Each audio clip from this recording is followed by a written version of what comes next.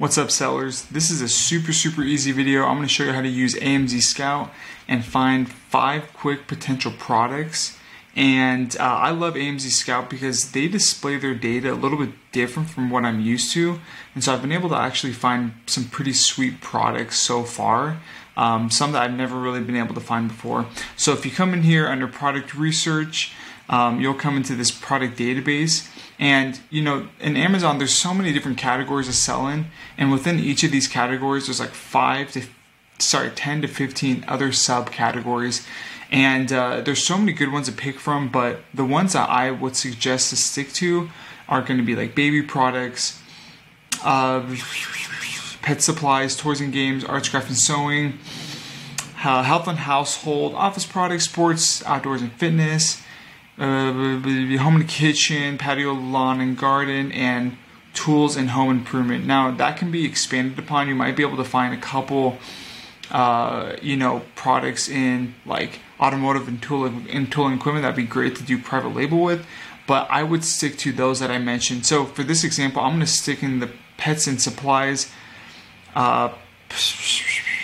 crafts and sewing, and patio and lawn garden. Okay, so I'm going to hit apply, and then next we're going to come into including certain keywords. I'm going to leave this blank.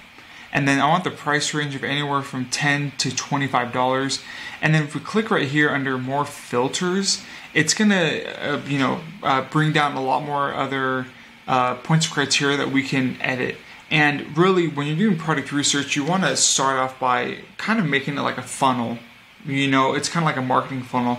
You're gonna throw, you're gonna cast a net out there, and you want to grab all of the broad keywords that are good. And for the most part, and then you want to slowly slim that down. And so I'm going to cast that net pretty wide, and so I'm not going to really change anything except the review count. We'll get that to about 400. Seller type, no. Estimated sales, no. Product tier, no. Weight, no. Weight rank, no. Estimated revenue, yes. We want 5,000 to 15,000 in revenue. Rating, no. Number of sellers, no. Faceable, blah, blah, blah, blah, none. Find products. All right, it's searching. It's going to pull product. It's going to pull keywords that have everything to do with those, points of criteria. So it's going to pull up all of these different products. And so as I'm looking through these, it's showing me a lot of different things up here, which can get confusing because, like I said in the beginning, we want to focus on only 3 things: average review count, average revenue, and search volume. All right, so let's come up here to view, and we want to take out the rank, the subcategory, the subrank. We want to take out the net, and so also the fees. You know, this is just an estimate, and the net, like, they don't know how much net profit these guys are actually making. They don't know the cost of this product that they're sourcing it for. So we're going to take that out. We're going to take out DFA. RPR, I like that. It's a revenue per review. That's a cool indicator to look at. So I'm going to keep it up for now. I'm going to keep up reviews, number of reviews. I'm going to take off rating, take off weight, take off sellers, and this guy, and then hit apply. So now I have a very overall view as far as what these products are, and I can kind of go one by one. And you know what? I know I selected 3 categories, but I like to go one category at a time, so I can like hyper focus on 20 or 50 or 100 products, one category at a time. So let's hit that one more time. We're gonna go into arts, crafts, and sewing. Here's why I like arts, crafts, and sewing. People underestimate it. 1, you get so many freaking little knick-knack products that are small and lightweight. What does that mean? Lower FBA fees, baby. So you don't have to pay as much. Second, they are so much easier to source. They're so cheap a lot of the times. If you're going to do home and kitchen, great chance that it's going to be something big, something ginormous.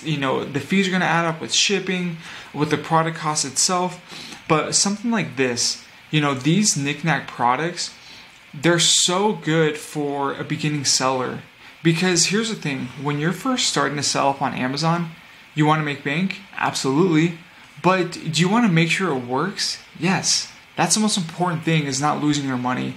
And when you can put your money out in one of these products that's only like $2, $3 a unit, you sell it for 10 or 15 bucks, you make $3 to $5 profit per sale, you do 3 to 5 sales a day times 30 days. Like, is that a lot of profit? Like, yeah, that's decent. Is it a ton of money?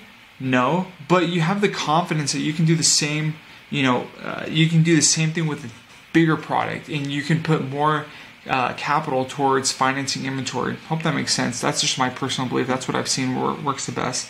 Okay, let's look through these products, and I'm looking at something that's a little bit niche, something like these guys, 40 pieces of butterfly unfinished wood.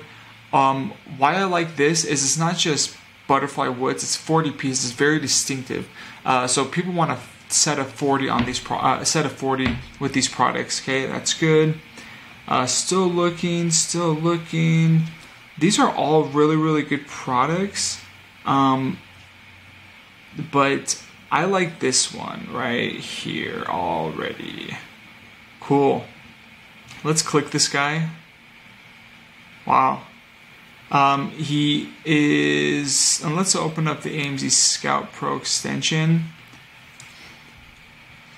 So we're looking at row number 1 right here. Estimated revenue is doing about 12,000. He only has 50 reviews, so you know it's a good product. And he is ranking his product around a specific keyword. What keyword? It's almost always the first keyword phrase in his title. And so I could tell you right now that it's going to be expandable crochet bag. Boom. There's your keyword. There's a keyword you're going to launch around. That is definitely a product, a potential product. I'm going to add this to my workbook. Expandable. Gosh, I'm not the best speller. I don't know. Is that how you spell it? Cool. The search volume was about 5,000. Average revenue was about 12,000, and the average review was only 50. That's money. And the price point was like 24 bucks, if I saw that correctly. $23.99. Dope. Gosh, I love this. $23.99. Awesome. There's our first guy. And here's our product example. So I'm going to save this dude. And then let's keep on going. We just started. We already found a sweet one. Okay. These plush toys are cool, but it looks like it's a kit to build these. And, this could be a cool product, but I don't know. For some reason, I just don't like it.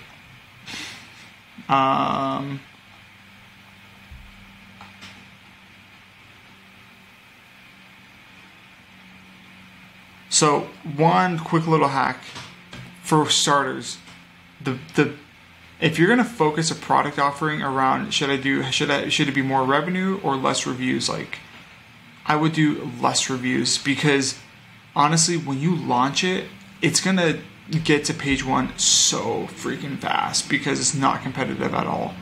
And when I see something like this, a handheld sewing machine, and has 0 reviews, and it's doing an estimated $9,000 in revenue, that's a good product. That's so freaking easy to launch, because it shows you that this guy isn't even like really launching around certain keywords, but he's making money, for crying out loud. Like, that is really good sign.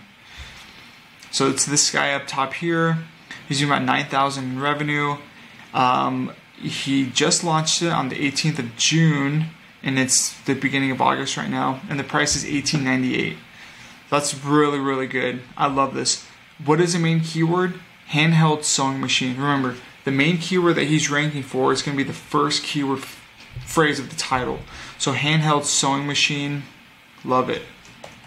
Handheld sewing machine. And so it's we're already 10 minutes into this. I'm going to just do one more product, but I could literally do this all day long. Never gets old. About 5,000. Average revenue was about 9,000. And the average reviews, what was his reviews?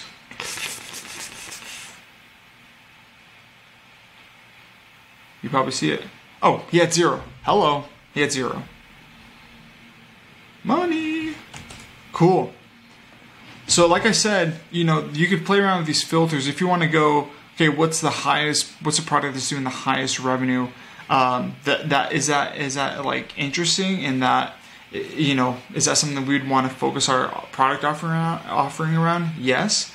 But is it going to be probably like met up with other competition? For sure. And it shows these guys are doing pretty dang good revenue. So, okay, I like this one. Okay, I know. He has a lot of reviews. Psych. Let's forget that one. Okay, quilt necklace lamps. I don't want to really do anything like liquidy that's like chemical oriented. I don't want to do just a, you know, like a bland bottle of paint or whatever this is, because it's not like it's not super like specific. Ostrich leaves, those sell for $34. Interesting.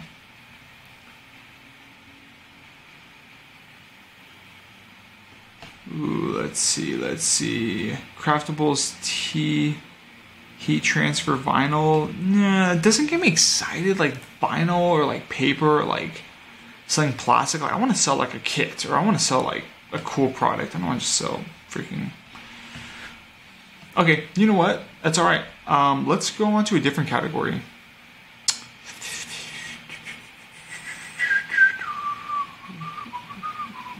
Pet supplies.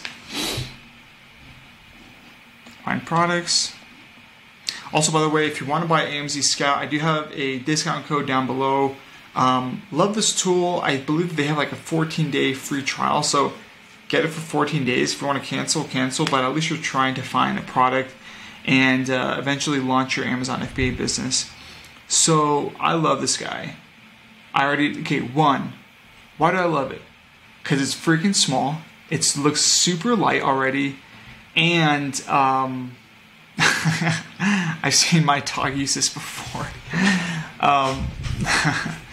Like it's supposed to, if I remember correctly, it kind of helps them when they're like teething, and so you put like food in it, and anyways, whatever.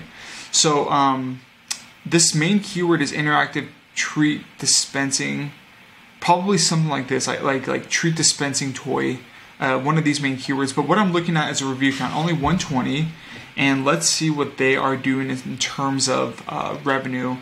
They're doing 11,000 in revenue. Oh wait, no, sorry, this top guy, 13,000 in revenue. They have a product score for private label is a 7, which is very, very good. This is a really, really good product. Gosh, we found some gems really, really fast. So interactive. Let's do interactive. Alright, so we have our example ASIN when we want to come back to. We had the search volume of about 5,000 to 15,000. And then the average revenue on this guy was about 13,300.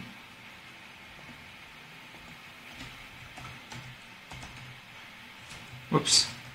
And his reviews was 120, and his selling price was about $16.99.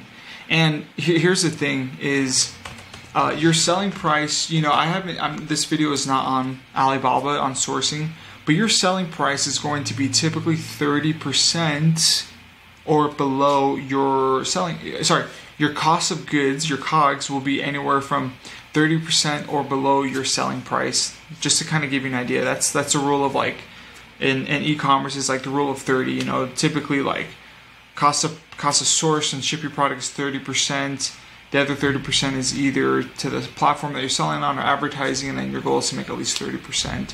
Not always the case, but that's the goal, and that's what you should be aiming for, because that's what's definitely possible. I didn't do the price for the handheld sewing machine, but if I remember correctly, it was about $22.